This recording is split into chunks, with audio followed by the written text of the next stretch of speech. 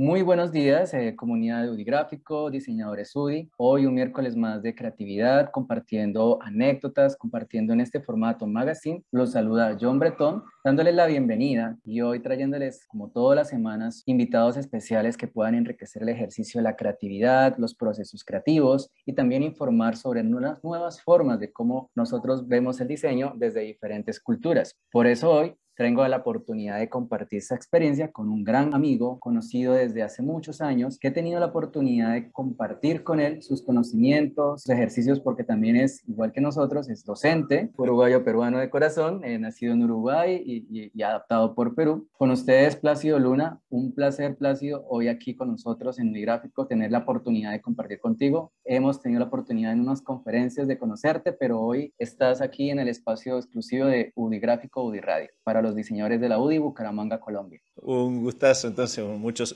gracias, John. Bueno, y saludar a todo el grupo de estudiantes de la UDI. En el caso mío, como les decía John, soy diseñador gráfico desde el año 92, profesor de diseño desde el año 2002. He estado dictando en Montevideo desde el año 2002 hasta el año 2012 que me vine para Lima.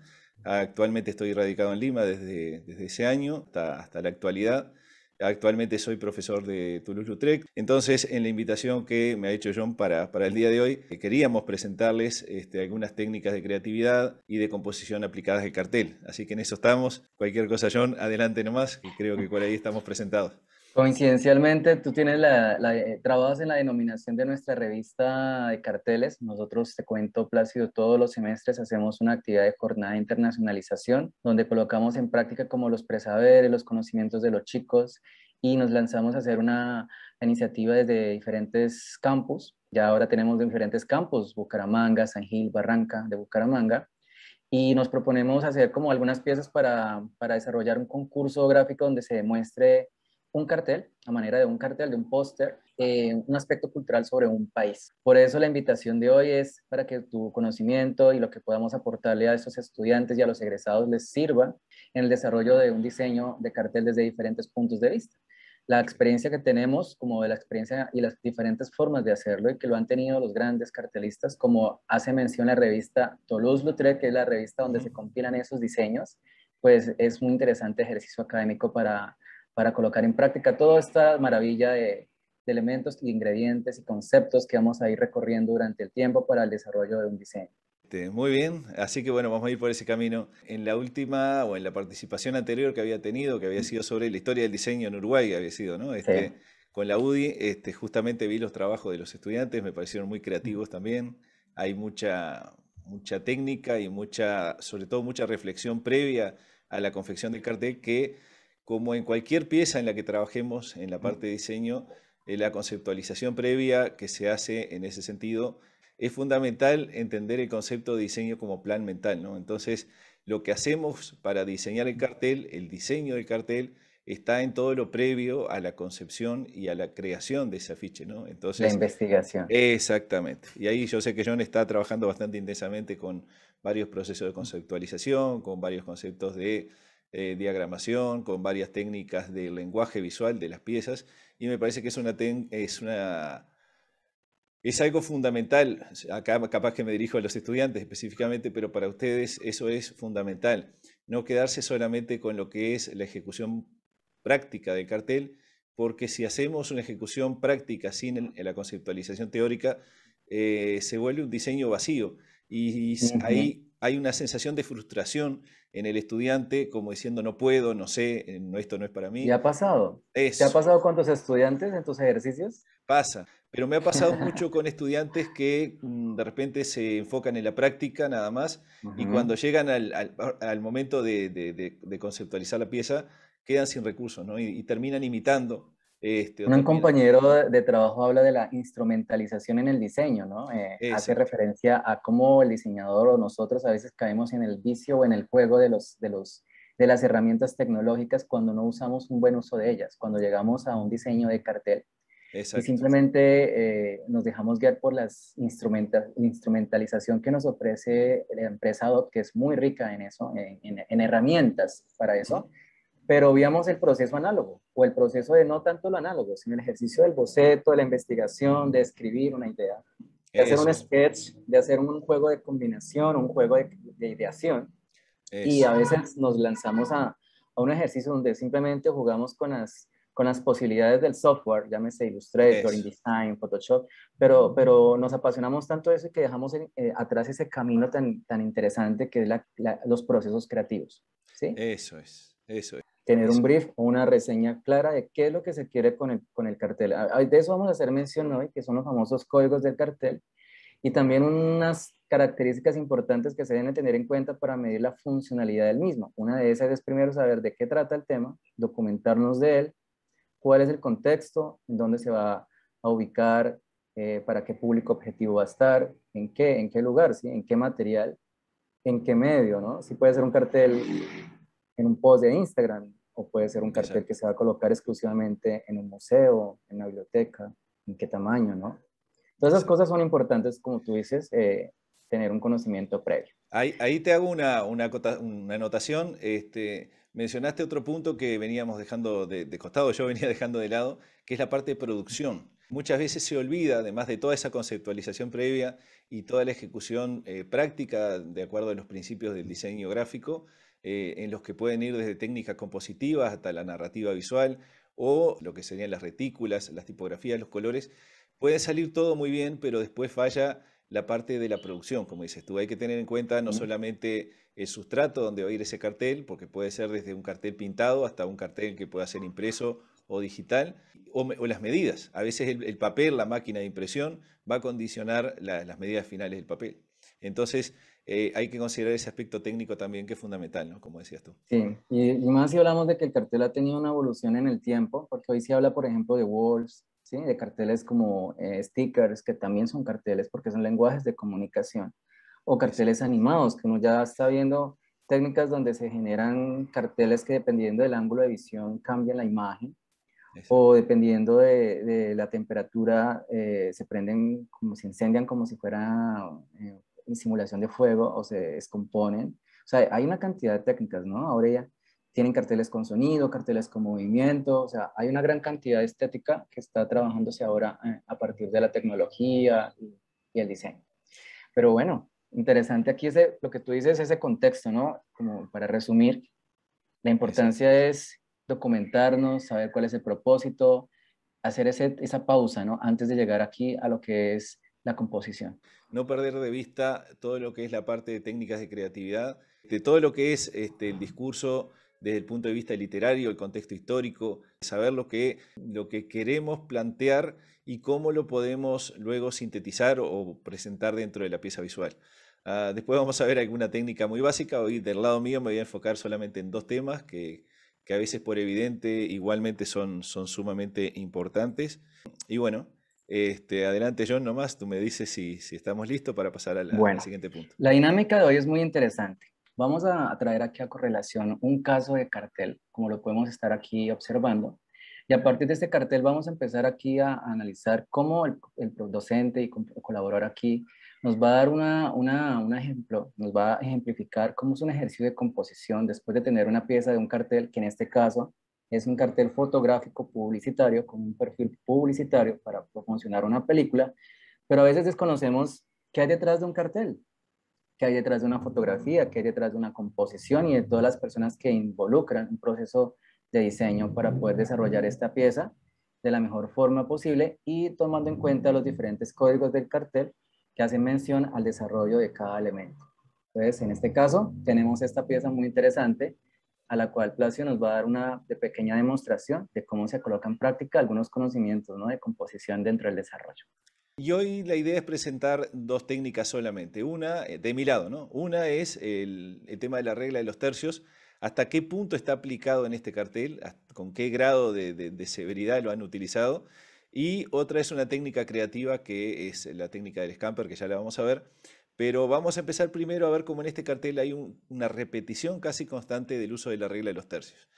Voy a cancelar un segundito la cámara si nos centramos Fantástico, en Plácido. el Esto va a afiche. ser muy interesante porque vamos a empezar a ofrecer algunas herramientas compartiendo los preconocimientos, las competencias que tiene Plácido Eso. desde su punto de vista y cómo se complementan con las nuestras.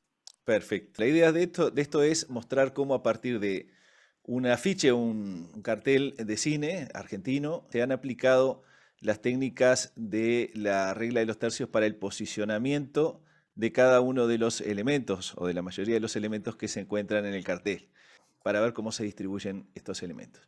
Fíjense, en primer lugar, cómo yo estoy trabajando con un conjunto de líneas que dividen el cartel en sí en tres partes. Por ahí puede surgir la palabra, bueno, o el pensamiento no encaja exactamente con el horizonte, ¿no? Podría ser. Bueno, esto es un afiche en primer lugar que está basado, está recogido de internet, así que puede estar recortado un poco más arriba y más abajo, pero lo fundamental aquí es que, como hablábamos al inicio, la técnica debe estar a nuestro servicio, no nosotros estar al servicio de la técnica, ¿no? Entonces, si por algún motivo luego tu capacidad... Interesante cita, Exactamente, sí, para porque, resaltarla. porque a veces cuando empezamos a aplicar las técnicas nos atamos, nos ceñimos a la técnica. ¿Vale? Entonces lo que tienen que tener en este tipo de aplicación técnica es darse cuenta que tenemos la técnica, la podemos utilizar primero racionalmente, pero lo que nos toca después es, terminamos el cartel, quitamos la retícula y de repente vemos que el horizonte está muy arriba, que genera una tensión visual muy grande, entonces aparecen las libertades de poder modificar, ¿no? De poder modificar esa composición para que nosotros hayamos tenido, en este caso, la técnica de la regla de los tercios como base, pero no como prisión, digamos, ¿no? No debemos quedar aprisionados de una técnica. Ahora fíjense que si yo me voy a la parte superior del cartel, al tercio superior, ahora tenemos tres líneas que generan el soporte. Primero, en el centro para Ricardo Darín, a la izquierda para Borenstein y a la derecha dos actores más, que es la actriz y el actor secundario. Fíjense que Ricardo Darín no está ni centrado en el póster, en el afiche, ni centrado con un cuento chino. Acá nuevamente yo tengo que ver, y si el afiche parece visualmente equilibrado, rompiendo una simetría, entonces en ese caso también vale, no tenemos por qué estar trabajando con simetrías sí o sí. Entonces las tensiones visuales que generan estas dos palabras que están en los tercios izquierdo y derecho, generan junto con el nombre de Ricardo Darín el equilibrio visual. Y obviamente que nada está en una composición independiente del resto. Esto es otra cosa que hay que tener en cuenta. ¿Por qué? Porque cada elemento influye en el juego, digamos, de tensiones visuales con los demás elementos. Vamos a ir a la parte inferior ahora. Vemos que tenemos prácticamente el tercio inferior dedicado a todo lo que son los créditos de la película, la productora, etcétera, etcétera, etcétera. Si generamos una subdivisión de estos elementos, aquí tenemos, voy a colocarle otro colorcito a esto, le voy a poner un rojo para que lo vean diferenciado del anterior. Aquí tenemos fundamentado en el último tercio todo un conjunto de información. Vemos nuevamente que las direcciones web de los distintos espacios de la película tampoco están centrados porque tenemos entre Alba y LAM, por ejemplo, mucho más peso visual que el que tenemos en Buenavista Internacional. Entonces necesito correr el centro del cartel hacia la izquierda para generar un equilibrio visual adecuado. Luego tenemos aquí un pequeño ajuste, como yo les decía. Fíjense en los tercios verticales, cómo tenemos al centro de la cara de Darín y tenemos casi que el coquito de la vaca, de la cabeza, en el tercio mayor y en el segundo tercio vertical de la composición. Y mire, fíjense cómo en el tercio superior, cuando lo piqué en tres o lo partí en tres partes, nuevamente la franja inferior, dividida en tres, encaja y da la línea base para el soporte de Borenstein, de Darín y de los dos actores restantes. Un cuento chino prácticamente basado en la línea de los tercios. Si yo corriese esta línea compositiva, miren, ahí el autor del cartel se dio el gusto de encajarlo, ¿sí? Es el tercio del tercio inferior, o sea que es un noveno de la altura del cartel, entre chino y un argentino y un chino unidos por una vaca que cayó del cielo. Lo único que hizo después fue Interesante. fue darse la libertad de correrlo para que visualmente, porque todo esto va en un tema de sensibilidad. Si nosotros lo hacemos mecánicamente o matemáticamente, definitivamente estaremos fracasando. ¿Por qué? Porque debemos enfocarnos básicamente en lo que es la sensibilidad nuestra que vayamos desarrollando como diseñadores. ¿Sí? Plácido, te complemento. Hace poco vimos también cómo Ellen Lupton y su compañera en un documental hacían mención sobre elementos de la composición y su parte de su ejercicio era que explicaban la simetría desde el punto de vista cómo aportaba el diseño y también pues su compañera complementaba con la parte de la simetría. Y ahí donde se encuentra un punto de equilibrio entre las dos. Hay Exactamente. otro que de pronto tú conoces, Timothy Samara, tiene unos libros muy interesantes, que hay uno que es clásico en la construcción de la maquetación, y el diseño que se llama Cómo diseñar con y sin Y sin retícula. retícula, ahí está. Es un clásico, ¿no? Lo teníamos desde que yo trabajaba en una agencia hace 13 años. Y de ahí se generaron unas estructuras o unas leyes para la composición simétrica en cuanto a textos y cuanto a revistas y cómo también existía otra vanguardia, ¿no? El hecho es que muchos caemos en el juicio de tener una sola postura y nos encasillamos en una forma de trabajar y pensamos que todo en la vida y en el diseño tiene que ser simétricos. Y en eso caemos también, es una crítica también a nosotros como docentes porque pretendemos que el diseñador o el estudiante que se está formando se vaya inclinando hacia una línea. Hay muchos diseñadores como David Carson, como el padre de la legibilidad, como otros, que han mostrado con éxito que también existe la legibilidad o existe la asimetría para mostrar puntos de atención y puntos de vista distintos que complementan el patrón del orden. Justo tenía abierto David Carson por acá, porque lo iba a mostrar, es una de las personas Interesante. que rompe la retícula, ¿no? ¿Quién es Eh, David Carson? a ver, ¿cómo? Para los Sí, que no nos conocen. David Carson para mí es un diseñador que generó una disrupción absoluta con lo que fueron los principios del diseño. Desde su web, que creo que la estamos viendo ahí, ya tenemos aquí tenemos a David Carson, y cuando a él le han criticado que sus trabajos no se entienden, él dice, acá tenemos un cartel de David Carson, por ejemplo, él dice, no lo entiende el público en general, pero mi público sí lo entiende, o sea, como que está sectorizado en un Sí, público bien específico, ¿no? Ese es sí, uno de los conceptos. tiene otras intenciones que es como jugar con la concepción, sí, con la parte racional e intelectual del lector, ¿no? Que hace que Exacto, juegue a través de él y construya, te construya o juegue verbalmente con estos elementos, ¿no? exacto, Pero muy interesante cómo tú partes del orden para después partir de la deconstrucción, ¿no? Para generar exacto. deconstrucción, estamos haciendo este ejemplo que tú nos traes y es muy interesante esta película de cine argentino. Parece muy Eh, enriquecedor todo, cómo tú vas poco a poco llegando a la raíz de cada elemento, ¿no? pero fíjense sobre todo quienes están estudiando cómo podemos mover los elementos después que Mm, los tenemos preconcebidos y lo que dice John, primero construyo o directamente deconstruyo, pero no puedo deconstruir si previamente no tengo la construcción mental del asunto, ¿verdad? total. O por lo menos Este, mental, la Exactamente, por lo concepción menos, mental. exacto. Y fíjense cuando yo parto, ahora estoy partiendo el noveno superior izquierdo, fíjense aquí cuando le ponga color, le voy a cambiar a ver un color magenta, estoy tratando de que se vean las líneas, no de diseñar nada. Y miren cómo Pampa Films y demás, o sea, Fantástico. exactamente encajadito en el tercio de cada uno de estos cuadros. Dividimos en 3 tercios verticales, dejamos un tercio vacío para dejar el espacio para un cuento y alineamos hacia la izquierda y aquí a la derecha nuevamente tenemos un tercio para la O, digamos, y el margen correspondiente. Y ahí tenemos en la línea, en la primera línea vertical que divide el cuadro en tres, tenemos cada uno de los créditos de la producción. En este punto se ve, yo creo que queda claro cómo hay una preocupación. No creo que esto surja de forma casual. Digo, Ujú.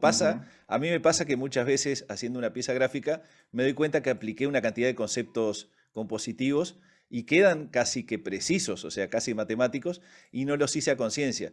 Pero fíjense nuevamente, un argentino y un chino unidos por una vaca en el cielo está encajado exactamente, miren, ahí lo veo, y está encajado exactamente en el tercio inferior. O sea que no solamente chino y un argentino unidos por una vaca, un argentino y un chino unidos por una vaca, está ocupando el segundo tercio del primer tercio del cartel, digamos, sino que también el chino ocupa los 2 primeros tercios y la descripción debajo ocupa el tercio inferior.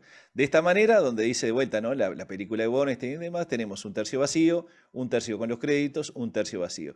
Debajo tenemos la cara de Darín hasta la pera prácticamente y la nariz de la vaca, un tercio que está libre y el tercio inferior para todo lo que es la parte de créditos de la propia película. Encontramos un proceso en el cual una regla muy simple han generado un cartel que yo estoy casi seguro que la mayoría que la vio inicialmente, al mirar este cartel, no percibía el conjunto de reglas que están aplicados sobre él. Te Fíjense cuento lo que... que cuando lo vi no las había percibido, o sea, esto Exacto, ya se complementa con la práctica, con la observación, muy exacto. interesante. Ahí Plácido, es. este ejercicio también me remonta a otra inquietud. ¿Qué pasa si yo haría, cómo haríamos un proceso a partir de un diseño tomando en cuenta la retícula como base? O sea, por ejemplo, si fuera un proceso ilustrativo, ¿sí? O diseño Bien. geométrico, entonces partiría de la retícula y a partir de ella iría ubicando cada elemento. Les muestro algo que de repente está asociado a la pregunta que hace John. Aquí vemos la retícula en sí. Nosotros tenemos la composición, vemos la retícula.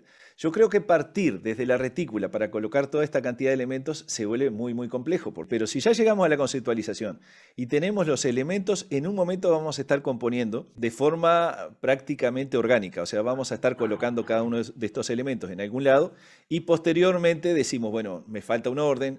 ¿Qué puedo hacer para darle a esto un poco más de racionalidad? Por otro lado, yo nos preguntaba sobre técnicas de creatividad y cómo partir de algunas retículas para llegar a un objetivo. Yo hoy les decía, hay algunas técnicas que sustituyen efectivamente a lo que son la regla de los tercios, donde tenemos acá los centros perfectamente colocados, que son los que se relacionan con las simetrías dinámicas, ¿no? Y aquí estoy haciendo dos líneas, porque ustedes me van a decir, bueno, ¿qué sentido tienen esas dos líneas? Y hay una regla, yo tengo hecho un programita, en aquel momento lo hice en Flash hace muchos años, que permitía mover elementos en el espacio. Los elementos que se colocan sobre las diagonales son visualmente mejor aceptadas o más armónicas. Solemos decir que para el ojo, en realidad para el cerebro humano son más aceptadas.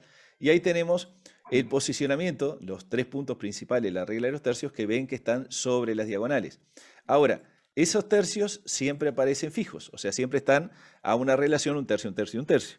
Lo que se puede hacer a partir de la simetría dinámica, que en algún tipo de proporción se relaciona directamente con la proporción áurea, es trabajar con la simetría dinámica. Esa simetría dinámica parte de tirar verticales a cada una de las diagonales, donde vemos diferencias, las vemos cuando el cartel pierde su proporción, el alto y ancho del cartel.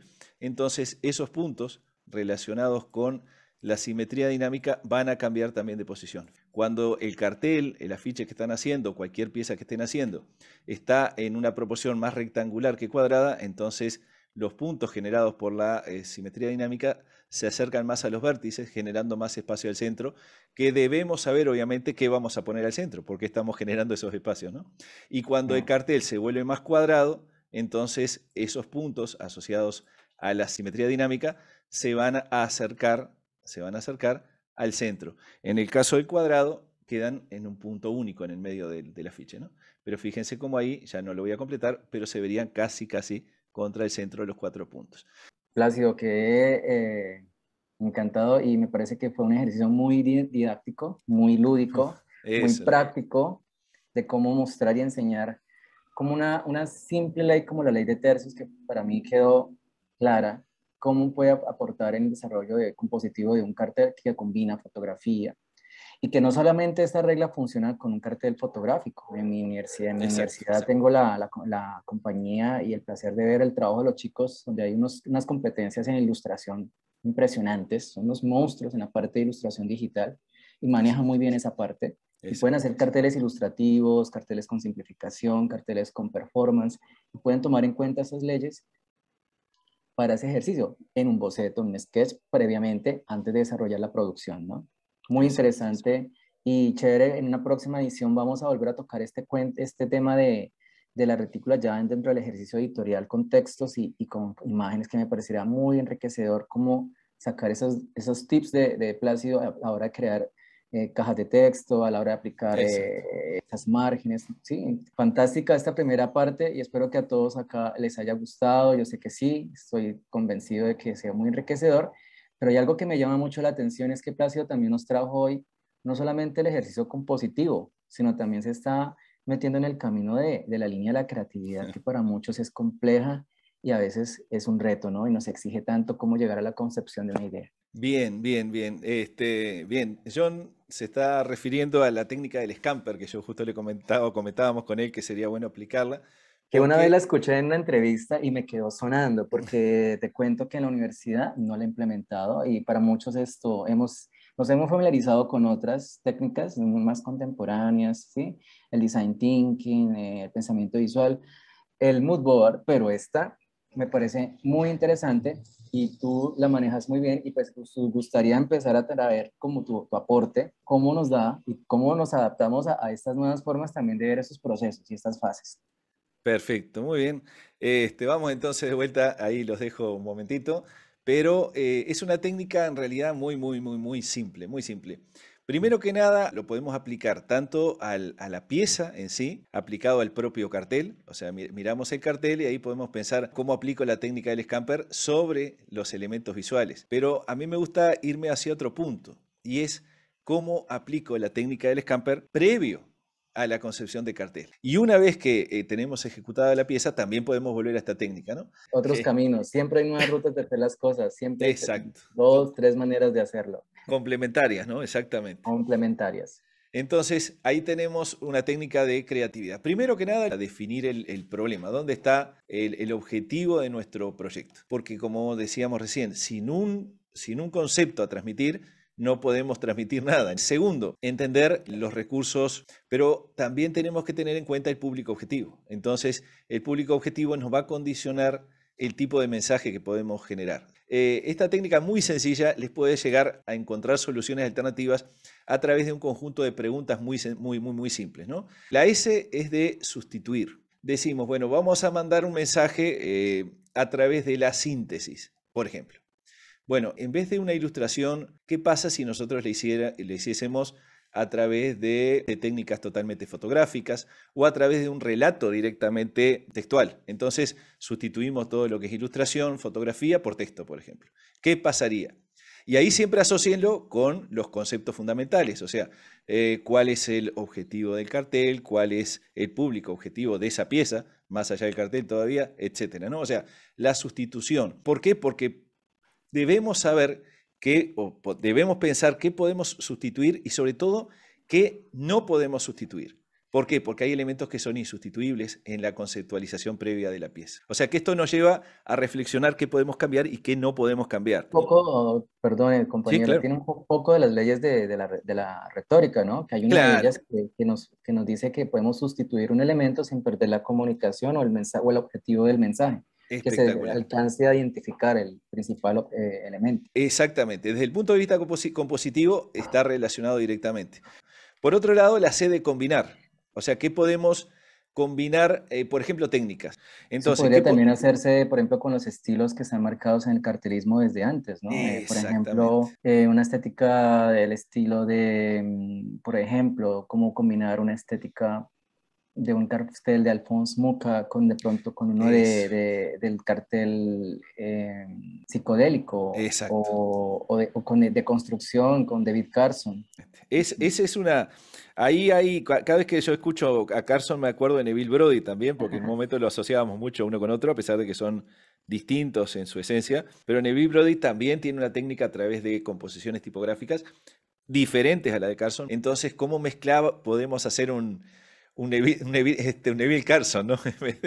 En vez de Neville Brody?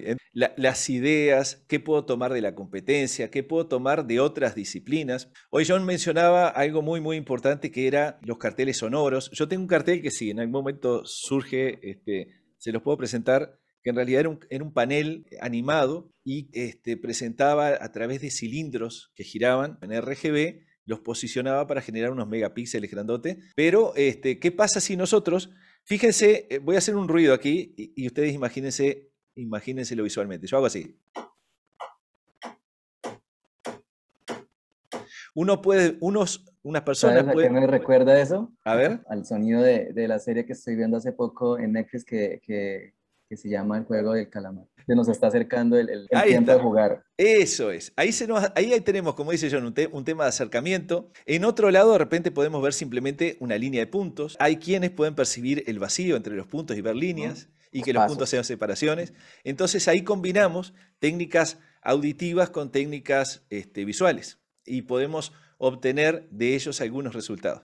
El otro es la adaptación. O sea, cómo puedo adaptar, y ahí ya hemos hablado de eso, cómo podemos adaptar el sonido, por ejemplo, a una pieza, cómo podemos Ujú. adaptar, no sé, Materiales. materiales exactamente a nuestra publicación. Hace poco yo en un tallercito que di mostraba un trabajo donde era un libro sobre piezas textiles del 1800 y pico, y ese libro obviamente era muy difícil imprimir una textura de tela con las técnicas que habían. Lo que hacían directamente pegaban la tela. Entonces, en ese sentido, adaptaron, ¿no?, una técnica de collage a un libro, de acuerdo a los costos de producción y demás, ¿no?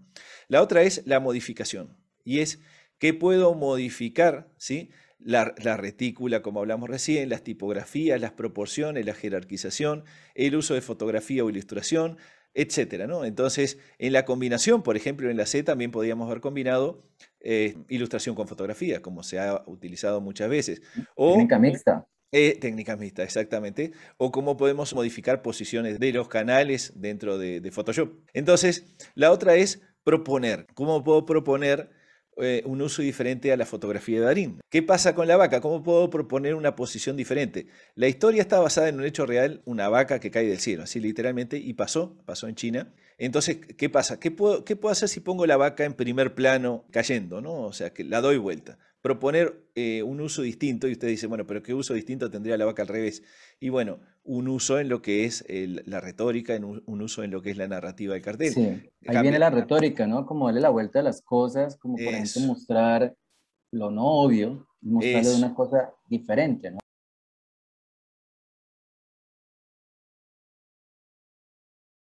Estático, tan lineal y no sorprende. Y eso. ese es donde viene la creatividad a trabajar, ¿no? Cómo mostrar ese ejercicio de una forma diferente a través de la retórica o a través de esos ejercicios. Eso Interesante. es. Los diseñadores jóvenes son muy tácticos. Bueno, encuentro una referencia por acá, otra por allá, sé que es la tendencia de color y la aplico.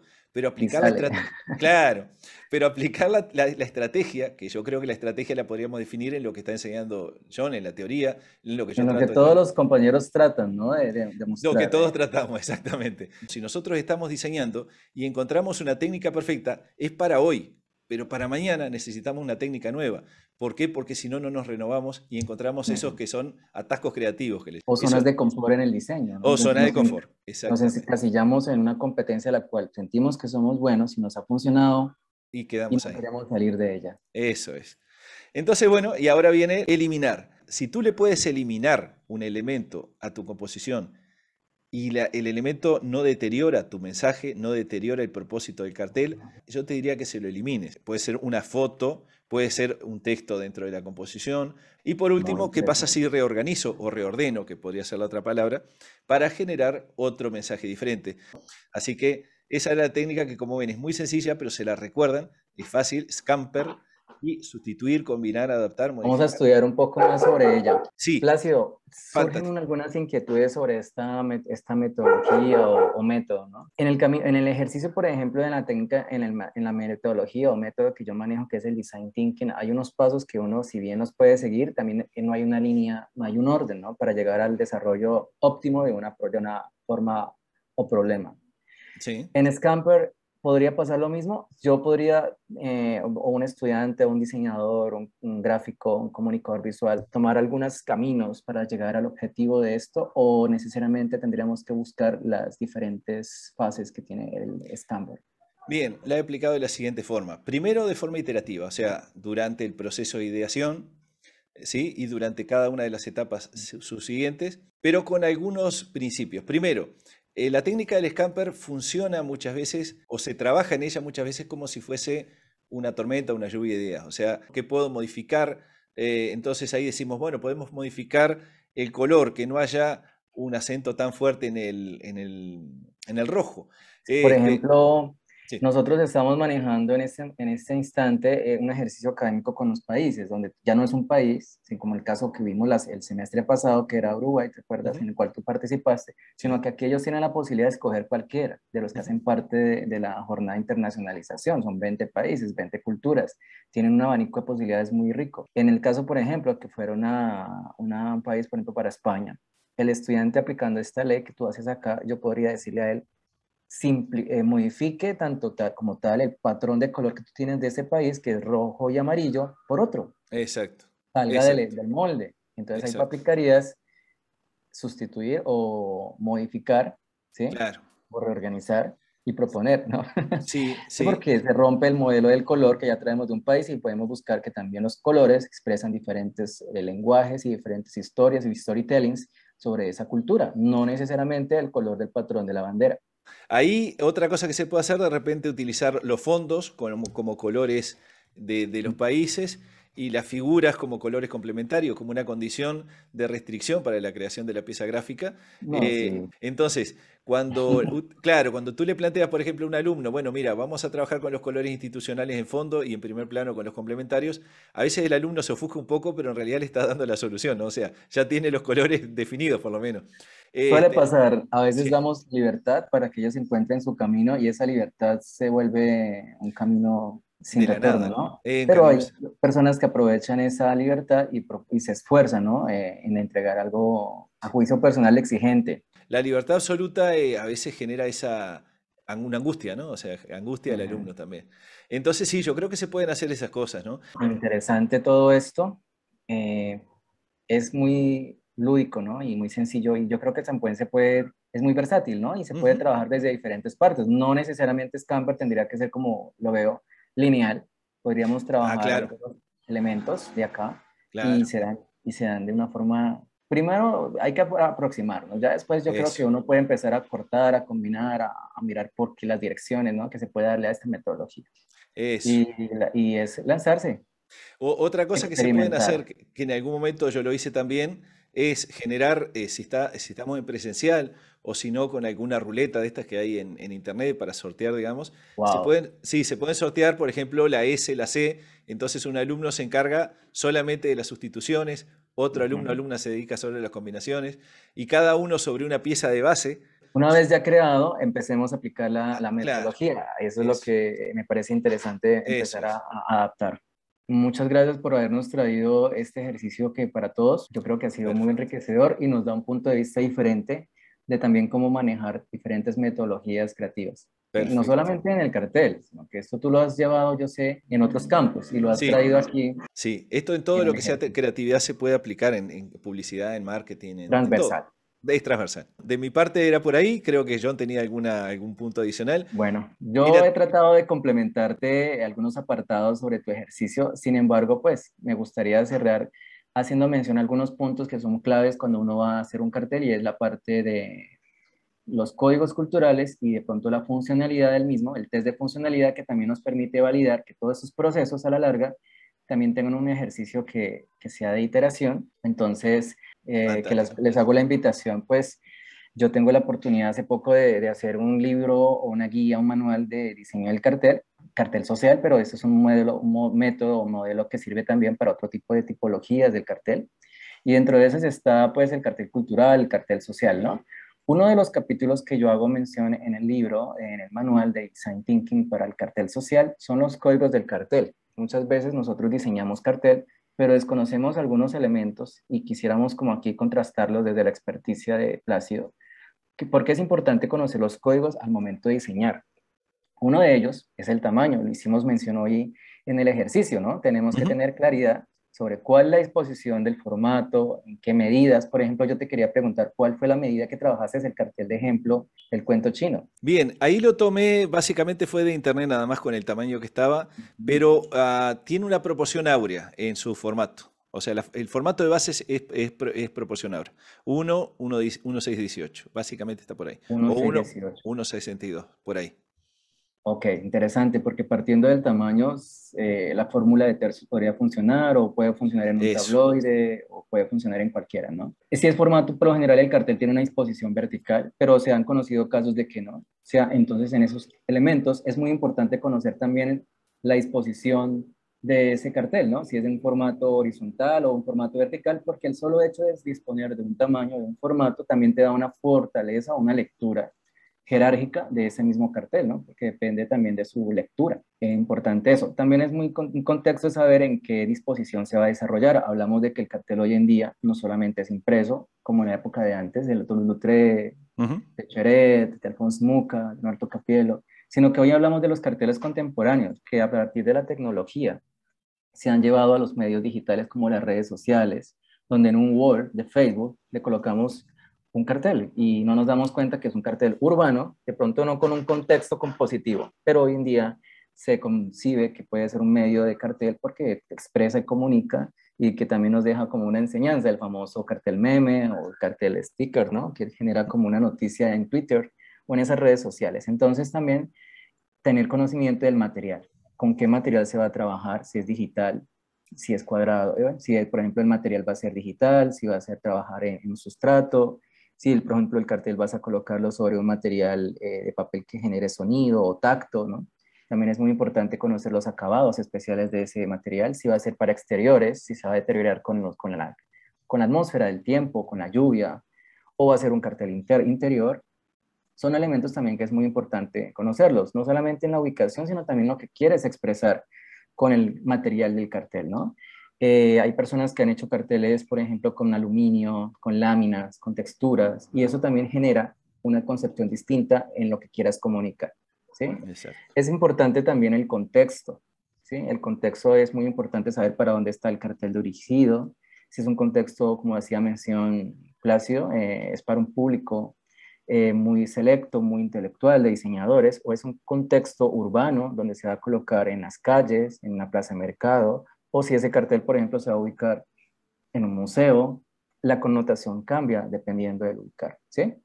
Entonces, Perfecto. tener en cuenta el contexto. Otro código al cartel es los ingredientes gráficos. Son todos esos elementos que hacen parte de la riqueza visual de un diseño y compositiva. Elementos iconográficos, elementos abstractos, tipográficos, saberes cromáticos, que de eso hace mención el autor que hoy también, Plácido, hemos hablado, que es Timothy Samara. Ujú. También ofrece un libro muy interesante, más cercano al de diseñador como chef, que se llama El diseñador como chef. Sí, se llama así. El primer libro que sacó fue Cómo diseñar con y sin retícula, y después sacó hace poco, bueno, unos años, un libro muy bonito de los ingredientes gráficos, haciendo alusión a la gastronomía. De Hablamos cocina. de composición, hemos hablado durante esa sesión de composición, en este camino hay muchas reglas y todavía quedarán muchas por explorar, pero son las que nos complementan y nos ayudan a ese ejercicio del código del cartel, nos dan ese orden o nos dan también ese punto de diferencia. El Perfecto. mensaje es importante. Un cartel no solamente puede ser una imagen, hay carteles que de la imagen lo dicen todo, ¿no? Como los carteles de Cheo Figuda o los Ujú. carteles Hay carteles hermosos que con una imagen lo dicen todo y no necesitan de un texto. Cheo Figuda tiene ese cartel japonés. Exacto. Los carteles japoneses tienen ese elemento, pero también existe una imagen que necesita y el apoyo de una creatividad en el uso del texto, de ese mensaje, ese insight, ese pequeño copy, lo llamamos así, o esa frase vendedora o poética retórica, que nos complementa la imagen y nos termina de reforzar el mensaje del cartel. ¿Sí? Es muy importante Exacto. también conocerlo. Exacto. En ese caso, el mensaje es clave. Es muy importante que el mensaje o la tipografía, que es el elemento que sigue, hable con el sentido del cartel, que tenga el mismo look, que tenga el mismo lenguaje o que su construcción tenga elementos que identifiquen el estilo gráfico o estético del cartel. No puede hablar un lenguaje distinto visualmente porque no tendría unidad visual, crear una tipografía que no sea alusiva a la imagen que proyecta el cartel. Muchos, como David, el profesor, el maestro del cartel de Colombia, como Diego Giovanni Bermúdez, juegan con eso, juegan con el texto o el título de ese cartel o de esa revista y lo ilustran. Hacen parte del mismo cartel, es ilustrativo, es gráfico, es iconográfico, o sea, juegan verbalmente para que tengan el mismo lenguaje, esos mismos elementos o esos mismos trazos o esos mismos pinceles, esa misma construcción o lo integra a la pieza del cartel. Y en ese sentido, el lenguaje tipográfico cuando no existe, cuando es concebido como una pieza creativa, cuando es concebido como una especie de selección tipográfica, también es muy importante saber escoger cuál es la tipografía adecuada, Ujú. cuál va en el sentido de la imagen, porque puede ser de que la imagen lo diga todo, pero el texto y la tipografía vayan en otro camino y no haya una unidad visual, y en ese sentido la composición se ve afectada. Y el color, con todos sus sabores cromáticos, como hemos hablado hoy, todo lo que connota el color y todo lo que expresa, es un elemento compositivo y jerárquico que les da fuerza y fortaleza a todo esto, ¿no? Y a todo esto de Fabuloso. los códigos del cartel, la imagen es la que más hay que darle tiempo, ¿no? Hay la que darle más esfuerzo porque es la que recoge la mayor parte del mensaje de un cartel, es la imagen. Es la que nos da la responsabilidad de llamar la atención o también de no perder la atención, ¿no? Entonces, en ese sentido, pues también aquí en este libro les ofrezco algunos juegos cromáticos, de cómo, por ejemplo, a través del lenguaje del color se pueden lograr diferentes ejercicios de jerarquía, algunas toolkits como colors que nos permiten ayudar a esas paletas cromáticas. Aquí hace alusión a la tipografía, ¿sí? Este pues, manual les ofrece ese tipo de ejercicios que nos muestra cómo se puede llevar la estética del cartel a través de los códigos del mismo. Pero hay algo muy Espectacular. importante, es que todo a partir de lo visual y lo compositivo es muy interesante, pero a la larga al final tenemos que llegar a un punto que es la validación, que todos los procesos de diseño deben tener, no se pueden omitir, ¿cierto? Tú coincides conmigo, me imagino, tus Exacto. procesos de diseño. En ese ejercicio, pues yo en mi metodología o en unos apartados de los que he estudiado de otros, he encontrado un punto en común, en que todas las metodologías tienen un proceso de validación al final o en algún momento tienen que hacer un proceso de validación, como una tesis de grado, como un proyecto. Y es que hay que hacer un ejercicio interesante, no solamente individual, sino también colaborativo con los demás usuarios, participativo entre compañeros, participativo con el cliente, en el caso del que está manejando un proyecto o su grupo objetivo al cual lo contrataron de hacer el cartel o esa pieza de comunicación. O sea, se puede hacer de muchas formas, pero hay que hacerlo. Y aquí pues traigo mención algunas preguntas que resumen un ejercicio de test donde nos tenemos que preguntar si lo que hicimos tiene esa funcionalidad y cumple con un desarrollo. Algunas de las preguntas, Plácido, pues en este ejercicio son las siguientes. Por ejemplo, cuando ya tengamos el cartel debemos que preguntarnos, primero, y no perder de foco, ¿cuál fue el objetivo del cartel propuesto? Ajá. Teníamos que tener claro desde el principio y el final si ese objetivo se cumplió, ¿sí? Perfecto. ¿Para qué público estaba dirigido? Eso ya lo hemos mencionado durante todo este discurso. ¿Cuál es el mensaje que quiere proyectar el cartel? Hacer un cartel con una estética muy interesante, pero no tener claro qué fue el mensaje que quiso proyectar, simplemente se dejó llevar por la parte de la instrumentalización, nos cometería un error, ¿sí? Exacto. Que es El común mensaje hacerlo, ¿no? es común.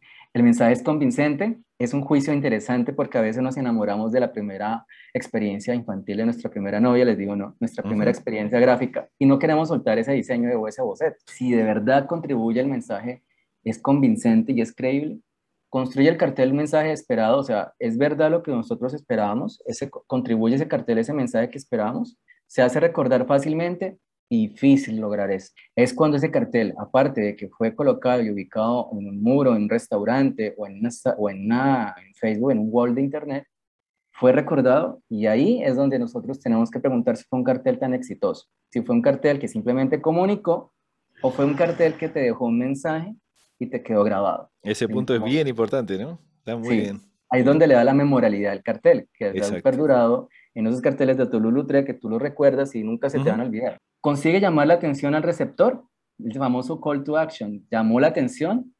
Hay que preguntarse o solamente nos llamó la atención por cumplir una nota o el profesor. Exacto. Eso. ¿La composición es compleja o es básica? Ahí es donde viene la parte de la simplificación, si fue claro o fue porque su composición fue sencilla de entender, pero si fue compleja, ahí es donde se complica el entendimiento. ¿Logra persuadir a las personas o simplemente es contemplativo y estético, ¿no? Lo que hacíamos mención. Ujú. Simplemente era un cartel bello, bonito, como le decimos algunos, pero o sea, no generó una persuasión en el caso del cartel social. En el caso del cartel cultural, simplemente educó, comunicó y gustó y te dejó un Eso. mensaje y un aprendizaje. ¿Dónde Eso. piensa ubicar el cartel? Y la composición del receptor es rápida o lenta. Importante esto. Si las personas en un corto lapso de tiempo lo entendieron o necesitaron que tú les explicaras de qué trataba el cartel.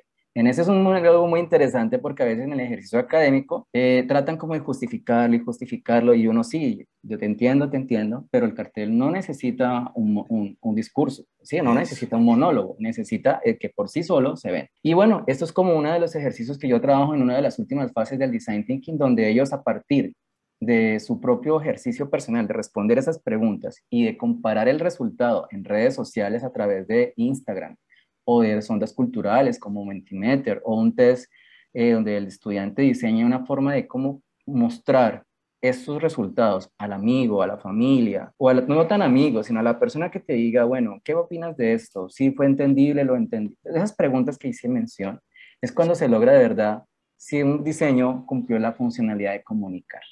Y ahí Exacto. es cuando se logra al desarrollo de un cartel funcional. Espectacular. Para los interesados, pues voy a compartir este manual que está en una versión uno. Pues la idea es empezar a complementar nuevos métodos que me ha parecido interesante, explorar otras cosas para enriquecer el ejercicio del manual, ¿no? Pues es un manual Espectacular. práctico para cartelismo. Y bueno, Plácido, Fabuloso. creo que ya el tiempo, mejor dicho, este especial se nos dio por una o dos partes, pero fue muy enriquecedor para todos. Yo sé que a todos nos va a gustar mucho y vamos a entender, vamos a sacar en práctica y a colocar en la praxis estos ejercicios que nos has traído. Y muchísimas gracias. No sé si nos quieras complementar como cierre una frase, alguna recomendación, algo que nos quieras decir antes de despedirnos. Yo siempre hago un énfasis en la fundamentación, que es lo que estás trabajando, John, en cada una de tus etapas, la fundamentación. O sea que tenemos que fundamentar el proceso. Si entre diseñadores desestimamos de forma irracional nuestros procesos, no estamos ofendiendo a la persona, estamos ofendiendo a la profesión. Y creo que hay que fortalecer la profesión a través de la fundamentación. Pero si nosotros no fundamentamos con lo que, por lo menos con técnicas, con conocimiento y con cultura general, estamos perdidos, ¿no? Excelente cierre. Muchas gracias. Muchas Y gracias a yo ti. creo que esperamos próximamente tenerlo aquí con otro de los conocimientos. Es muy enriquecedor para Con todos. gusto. Con gusto. Y Muchas gracias, bueno, John. Yo me enriquecí mucho eh, también. lo mismo. Entonces, les deseamos, muchachos, y a todos los que estuvieron, las gracias por acompañarnos durante esta misión de diseño. Sí, espero que haya sido de su agrado, sea muy lúdica, muy constructiva todo lo que aprendimos y compartimos para ustedes. Y les hago la invitación para que sigan apoyándonos todos los miércoles. Nos pueden encontrar en nuestra red de Instagram, Udigráfico. En la parte superior siempre van a estar las redes como las de radio, las de Behance, las de Instagram, las de ISU. Y dentro de esas está esta que es la de UDI Radio y va a ser siempre un espacio para ustedes compartir y complementar todas esas enseñanzas que se hacen en el aula de clase, tanto para estudiantes como para egresados y para la comunidad gráfica que también sienta interés en estudiar esta bonita y bella y importante carrera. Muchas gracias para todos. Me despido de Plácido, muchas gracias compañeros, la comunidad y hasta una próxima emisión. Muchas gracias a todos. Gracias, John, también por la invitación. Ahí nos vemos.